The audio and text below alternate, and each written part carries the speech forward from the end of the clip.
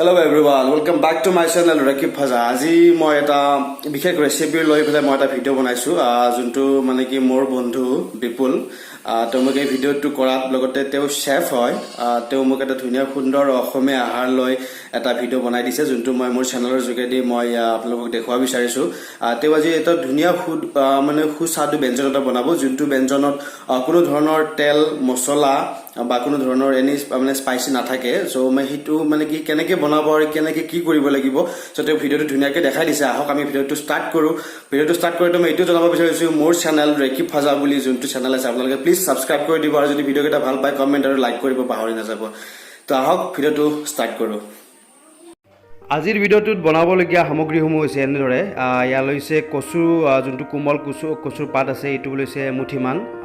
আকৌ লৈছে ইয়াত বিলাহী একচুয়ালি ইয়াত সৰু গুটি বিলাহীটো ললে বেছি ভাল হয় সো সৰু বিলাহীটো নাপালে কাৰণে এইটো ডাঙৰ বিলাহী লৈছে অলপ মচুৰ দালি লৈছে তাৰ লগতে লৈছে ইয়াতে মান ধনিয়াৰ পাত দুটা পকা জলকীয়া নিমখ লৈছে হালধি লৈছে আৰু এইটো কয় মচুন্দৰী পাত বুলি যোনটো অলপ পাতটো টেঙা লাগে আৰু লগতে লৈছে ইয়াত আদা নহৰু পেষ্ট এটা সো এইখিনি ইনগ্ৰেডিয়েন্টস হয় এইখিনি সামগ্ৰী যিখিনি সামগ্ৰীৰে মানে তেও এটা সুস্বাদু ব্যঞ্জন বনাব সো তেও লগতে মোক ইন্ট্ৰোডিউস কৰাই দিছে যে মানে এইখিনি বস্তু মানে ক'ত পোৱা যায় কেনেকৈ পোৱা যায় একচুয়ালি মানে এইটো আমাৰ অসমৰ মানে কি যিকোনো গাঁৱত পোৱা যায় য'তে য'তে পোৱা যায় কোনো ধৰণৰ মানে ইয়াৰ কাৰণে দূৰত যাবৰ কষ্ট নহয় আপোনালোকে চাই থাকক ভিডিওটো কেনেকৈ কি কৰিছে তেও ইন্ট্ৰোডিউস কৰাই দিছে যে কি লৈছে ইয়াত লৈছে দুটা জলকীয়া মান ধনিয়াৰ পাত হালধি নিমখ এইখিনি চাই লওক আপোনালোকে তেও লগতে কৈ যাব ভিডিওটোত কি কৰিব লাগে কি কৰিব নালাগে সো আপোনালোকে চেনেলটো চাই থাকক আৰু ভিডিওটো এনজয় লওক থ্যাংক ইউ গেছটো চলাই কেৰাহীখন পাতি দিছোঁ কেৰাহী গৰম হৈছে হিট আহিছে গতিকে কেৰাহী গৰম হোৱাৰ লগে লগে এতিয়া আমি কচুৰ থুৰখিনি দি দিম ইয়াত কোনো ধৰণৰ মা মছলা বা তেলৰ কোনো ব্যৱহাৰ নকৰোঁ উইদাউট মছলা বা মছলা ব্যৱহাৰ নকৰাকৈ আৰু তেল নিদিয়াকৈ কেনেধৰণৰ বনাব পাৰি তাৰ আজি প্ৰক্ৰিয়া কেৰাহী গৰম হৈছে ইতিমধ্যে কেৰাহী গৰম হোৱাৰ লগে লগে কচুখিনি আমি দি দিছোঁ কচুখিনি দি দিছোঁ কচু সমান্তৰালভাৱে এতিয়া দি দিম আমি এয়া মচন্দৰী শাক কচু আৰু মচন্দৰী একেলগে ইয়াত দি দিয়া হৈছে একেলগে দি পেলাই জলকীয়া দুটাও সমান্তৰালভাৱে এতিয়া আমি দি দিছোঁ যিহেতু তেল দিয়া নাযায় বা ইয়াত কোনো ধৰণৰ পানী ইউজ কৰা নহ'ব কাৰণ ইয়াত যিমানখিনি পানী বা ধোঁতে লাগি আছিল বা তাত থকা পানীখিনি সেইখিনিয়ে পানী ইয়াক বনাবলৈ চেষ্টা কৰা হ'ব যিমান দূৰ সম্ভৱ পানী নিদিয়াকৈ বনাবলৈ চেষ্টা কৰিম এতিয়া আমি ইয়াত সম্পূৰ্ণভাৱে কভাৰ কৰি দিম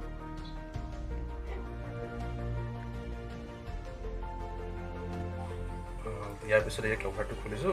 2-3 মিনিটৰ পিছত আমি এইটো ঢাকনখন খুলিছোঁ ঢাকনখন খোলাৰ পিছত অলপ লৰাই দিছোঁ হাতাখন দি এতিয়া দেখিব আপোনালোকে এতিয়া অলপ কমি আহিছে দিয়াতকৈ এতিয়া মচুৰ দালিখিনি ইয়াতে আমি এড কৰিম মচুৰ দালিখিনি এড কৰিছোঁ লগত বিলাহী কৈছোঁৱে আগতে এই সময়ছোৱাত কণ বিলাহীটো পাবলৈ অকণমান সমস্যা হয় গতিকে পাবলৈ পোৱা নাযায় গতিকে কণ বিলাহী দিলে বেছি ভাল যিহেতু কণ বিলাহীটো নাপালোঁ বজাৰত বা ঘৰতো নাছিলে সেইকাৰণে ডাঙৰ বিলাহী দিয়ে ইয়াত টেঙা বিলাহী দিব লাগিব টেঙা বিলাহী দি ইয়াত কাম চলাইছোঁ তাৰপিছত ইয়াতে নিমখ এড কৰিম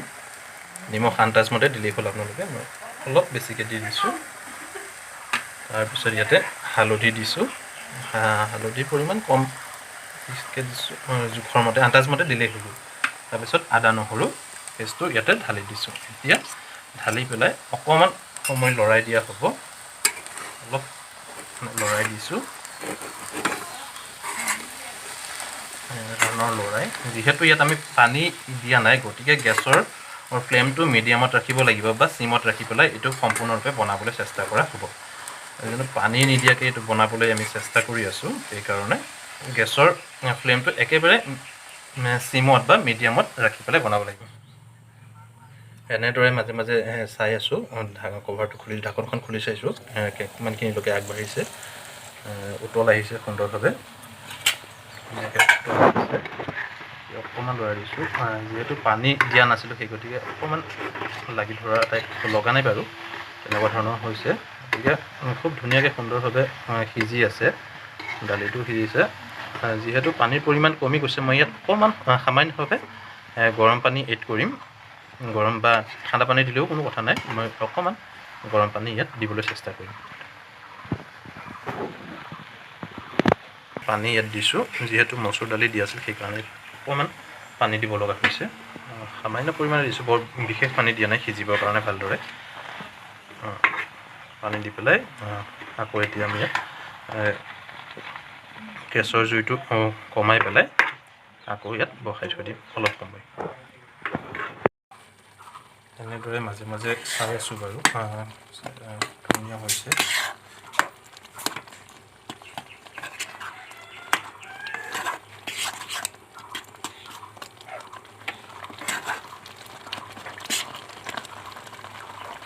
এতিয়া ইয়াতে কাটি থোৱা সৰু সৰুকৈ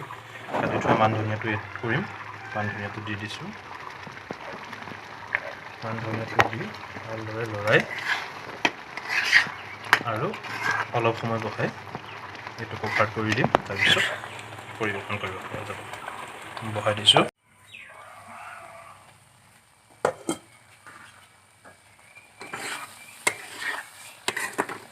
সুন্দৰভাৱে হৈ গ'ল।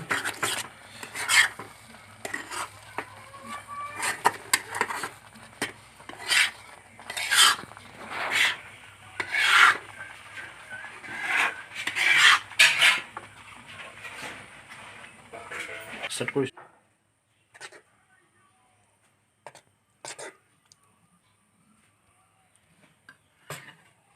এতিয়া অকণমান গাৰ্নিচিং কৰি দিম, ধুনীয়াকৈ সুন্দৰকৈ দেখাকৈ। বহুত গাৰ্নিচিং কৰিবলৈ নাজানো, তথাপিও অকণমান চেষ্টা কৰিছোঁ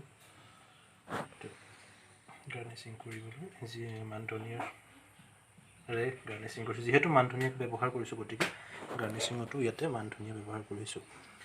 এইটো বনাওঁতে অকল আদা নহৰু দিয়া হৈছে, ইয়াত তাৰ বাদে কোনো ধৰণৰ মছলা ব্যৱহাৰ কৰা হোৱা নাই। আদা নহৰু আৰু হালধি ব্যৱহাৰ কৰা হৈছে, তাৰ বাদে অন্য ধৰণৰ মছলা ইয়াত ব্যৱহাৰ কৰা নাই,